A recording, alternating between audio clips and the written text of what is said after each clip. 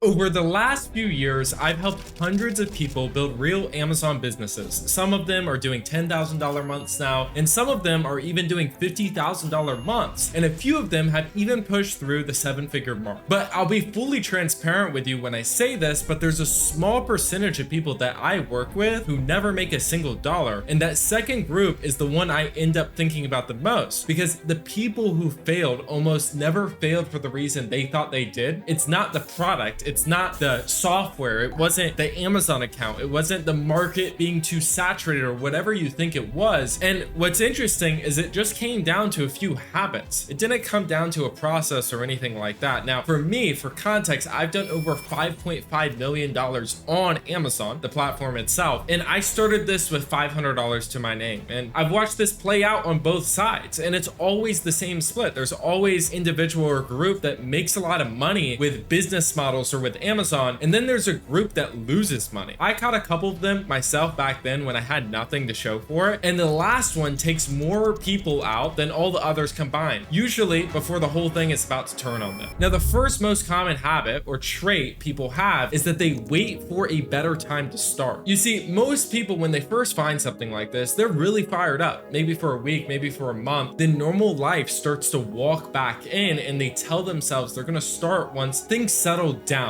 Maybe after a holiday, maybe after they saved up a little bit more money, or maybe when work stops being so crazy and they finally get the promotion they're gunning for. I know how this stuff goes because for years I was in that exact same position. I'd find something with real potential, I'd get that rush, I would be like, oh shit, this is actually gonna work. This is gonna get me out of the situation. This is gonna get to my goals. And then I'd start watching YouTube videos and I'd start the process until the excitement wore off and I'd move to the next thing. And what took me way too long to understand is that the day you find something is the most fired up you're ever going to be about it. And it's not about motivation, it's about input. If you could consistently focus on the input instead of depending on motivation, you will win. It's inevitable. But if you delay the outcome you're gunning for in your life, you are never going to get to where you want to go. Every single day you wait, every week, every minute you let that slide, you are holding back your full potential. And that's why 99% of you watching this video now probably won't even start. You're probably in the same exact position, wanting to get started. You're excited, but you haven't pulled the trigger. And that's what you have to do. And that's the one thing that holds most people back from failing, is taking that first step, being uncertain and just getting started with that process. You could only succeed if you take that first step. So don't delay your true potential, because I want better for you. And that's the thing that holds, quite frankly, pretty much everyone back. The second thing that holds most people back is that they expect it to be easy. Now, my dad growing up, he had one famous saying he would always tell me when I was a young kid. He said that anything worth having requires hard work. And that stuck with me, right? Nothing is going to be easy in this life. If it was easy, then everyone would do it. And if everyone would do it, it would no longer be valuable. So I don't want you to think getting started with this business or any other business online is going to be easy, while the concept and the model is straightforward and it's really simple, and you only have to learn one skill set to start making a real income. That doesn't mean that learning that skill set's gonna be a walk in the park and you're gonna be making 10K a month in your first day. And anyone selling that to you, quite frankly, is just filling you up with a bunch of BS, right? I wanna be real with my audience. Amazon isn't easy, it's simple, and it requires consistency. If you have 5-10 hours a week to consistently put in this model, it's inevitable for you to end up in the position you want to be in. But to say it's easy would be doing a disservice to you as the viewer. And if you're thinking about what's the easiest way to make money online, again, your mindset is broken. You need to be focused on consistency and input. Now, the third most common trait I see across all of the unsuccessful Amazon business owners is that they go in with their gut instead of the numbers. Whatever model you choose, you have to read the data and you have to buy based on the data. You cannot base your decisions on feelings or on emotions. You see, whether it's private label, wholesale, or flipping products through arbitrage, the people who are going to lose money, they all think in that accordance. They make their decisions on emotions. Oh, I want to start this brand because I really like hair products, or oh, I really want to sell golfing products because that's my passion. Don't do what you're passionate about. Do what's going to make money. And the thing that is going to make money with this business is reading the data, reading the demand, seeing whether whether or not this product sells. Because truth be told, I do not care what products I sell on Amazon as long as it turns a profit. I'm making $5, $10, $15 a unit, and I could see that in the data, and a product selling a couple hundred times a month, I'm gonna buy it. I don't care what I sell. In my last YouTube video, I went over one of my top selling products, which is toilet paper. I don't get started with Amazon in 2020 and think, oh my God, I'm gonna make money selling toilet paper. No, I just sell based on the data. That's it. So don't buy into your emotions. Don't start a passion project. Buy on data and make money on data. And if you could do that, you'll be very successful with Amazon. Now, the fourth one that kind of ties into the third one is this common misconception almost everyone has when they start. They think that you make money when you sell products, but truth be told, with an Amazon business, you make money when you buy. The moment you buy inventory is when you make a profit. You don't make money when you sell, because we're buying products that are already selling on the marketplace. And if you're reading the data, you're seeing what already sells before you buy it, you make your profit then. For example, if you bought $100 worth of inventory, the max amount of profit you're gonna make off that $100 is $40 to $50 in gross profit. But if you put in $10,000 or $20,000 or even $30,000 in buying that inventory, you're gonna make a $4,000 profit, $8,000 profit, $12,000 profit, right? So the more you spend on inventory, inherently, the more you're going to buy, because when it comes to Amazon, it's all based on metrics. It's all based on data. If you get a 40% return and it takes 30 to 60 days to flip your money, well, the more money you flow through that system, the more money you're going to create. So focus on how much you could spend per hour, focus on how much you could buy, how much you could invest in inventory. You don't even need that much to get started. You could see proof of concept on $100, $200, $300, get the sales, say, oh wow, this actually works, and start deploying more capital. But understand, the more you buy, the more you're going to sell. And I focus on how much we're spending monthly on inventory compared to how many sales we're doing a month. Now, the fifth one, and this is the big one, because this is something that I struggled with pretty much for almost a half a decade, and that's that the grass is not greener on the other side. Regardless of the business model you choose, whether it's Amazon, whether it's affiliate marketing, whether it's drop shipping, there's always going to be a constraint. So put simply, when you look at the timeline of an entrepreneur, you have uninformed optimism, which is when you start something.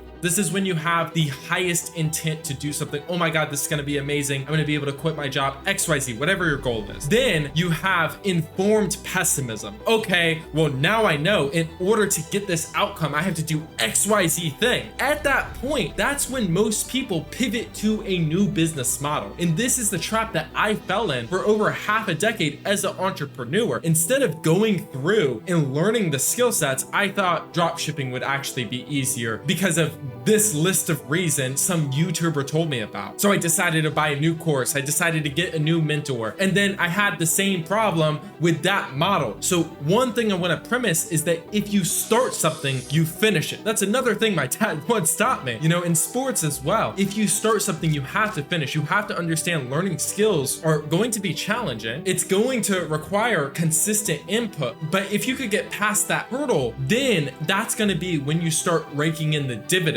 So understand that the grass is not greener on the other side. Every model you get started with is inherently going to have some sort of constraint or some sort of hurdle, and it's all about consistency. That's how you win in business. That's how you make a lot of money. That's how you get the outcome you're looking for, not just in business, but in your personal life as well. If you go to the gym and you think you're gonna go get a six-pack in a day or a week or a month, you're completely wrong. You're going to have to go to the gym for several months before you actually see the results. So it's more about focusing on the input than the outcome. And if you focus on that input and you don't let the emotions get in the way, you're going to win. But that's the thing that holds most people back, is they only focused on optimism. They're only focused on the grass being green, but they don't want to thug it out, and they do not want to put in the work to get the results. And what you'll see with these first 5 traits we just went over is they're all somewhat correlated together. If you want to win, you have to make some sort of sacrifice. The bigger the goal, the bigger the sacrifice. Now, I'm not saying you have to go work 40, 50 hours a week at this and it's going to be some crazy mission to get to where you want to go, but you might have to put in 5, 10 hours a week for a couple months to get results and get consistent results. So if you start something, finish it, stick with it, and that's how you're going to win. And that leads right into the 6th trait, which is another thing that held me back for so long, for years. And it's just some individuals, myself included, are just too stubborn to get help. And one of the limiting beliefs that I had to overcome to get to where I am with my business now, making multiple 7 figures a year, is understanding that the people who are making more money than you are doing something differently. And it's your responsibility to learn, not be stubborn. If you go into business with a closed mind, thinking that you're doing everything right, but there's other individuals that are a lot better or far more successful than you, then that is a very ignorant approach. And the only way to level up is to be able to put yourself in a position where you can learn their processes, learn their systems, and get to the next level. You see, with my Amazon business, it took me around 6 months to scale to 30K a month. I was stuck at 30K a month for over a year because I was ignorant and I was too stubborn to get help. I thought I knew it all. I thought I had all the systems in place. I was making great money, but at the end of the day, I was plateauing. And the reason I was plateauing is because I had a closed mind. I wasn't willing to learn from people who were above me. I wasn't willing to implement because I had an ego. So getting into business, especially when you start making some money with this business, you get to 5, 10K a month, do not let your ego get ahead of you, because that is going to be the thing that holds you back. It happened to me and I don't want it to happen to you. Now, let's say that you avoid all this. You start putting in the time, you start focusing on the inputs instead of the outputs. You start putting in the work, you trust the numbers, you get the right people in your corner, you drop the ego. There's still one trait that takes more people out than everything else on this list combined, because you already took that first step now. And that trait is a lot of people tend to give up right before it starts working. In business, you have to delay gratification. And I remember the first business book I actually read talked specifically about this problem. You see, most people getting started with business want results instantly because your mind has been indoctrinated in that system. Think about it. Every 2 weeks, you get paid from your job. The pattern of which you start expecting results is within a 2-week period, because that's what you have been doing for years. But when starting a business, how it works is month 1, probably won't make any money. Month 2, you might start to make a little bit of money. Month 3, you might start making a little bit more money, but you're still not where you want to be. And a lot of people give up right before that breakthrough, right? So with a business, you really have to delay the gratification. You have to look at it from a macro perspective. You cannot think that you're going to get started with something and beat people like me in a space when we've almost been doing this for a decade. Now, you could speed up the process from learning from people like me and watching videos just like this, or potentially even working with me one-on-one, but you still have to delay that gratification. You got to look at yourself and you got to say, hey, I'm going to get this outcome in 6 months to 12 months to maybe even 2 years, but all I'm focused on is the input and getting 1% better every single day. I think about it this way: if I could put myself in a position to get 1% better every single day, it is unreasonable for me not to be where I want to be in the next decade,